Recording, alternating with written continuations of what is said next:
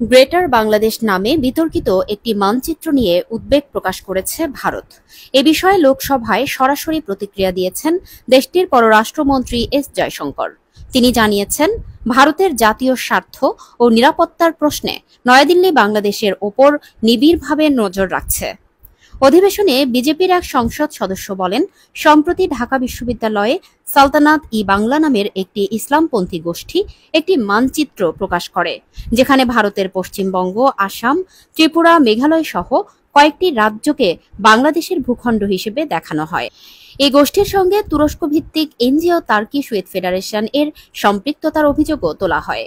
এ প্রসঙ্গে পররাষ্ট্রমন্ত্রী জয়শঙ্কর বলেন, এ ইস্যুতে ভারতের পক্ষ থেকে বাংলাদেশের সরকারের সঙ্গে যোগাযোগ করা হয়েছে।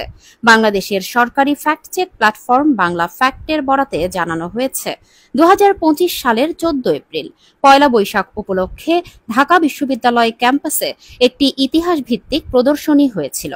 সেখানে মধ্যযুগীয় বাংলার একটি মানচিত্র প্রদর্শিত হয়, যা ভুলভাবে গ্রেটার বাংলাদেশ হিসেবে ব্যাখ্যা করা হয়েছে। বাংলাদেশ সরকারের পক্ষ থেকে আরও জানানো হয়, প্রদর্শনী আয়োজকরা স্পষ্ট করেছেন, তাদের সঙ্গে কোনো বিদেশি সংস্থা বা ইসলামপন্থী গোষ্ঠীর সংশ্লিষ্টতা নেই।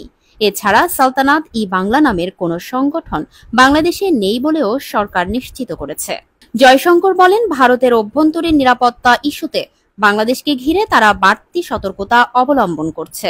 জাতীয় স্বার্থে এই ধরনের বিষয়কে গুরুত্ব দিয়ে দেখা হচ্ছে এবং ভবিষ্যতে এমন পরিস্থিতি এড়াতে নজরদারি অব্যাহত থাকবে। তিনি আরও বলেন, ভারতের নিরাপত্তা ও সার্বভৌমত্বের প্রশ্নে কোনো ছাড় দেওয়া হবে না।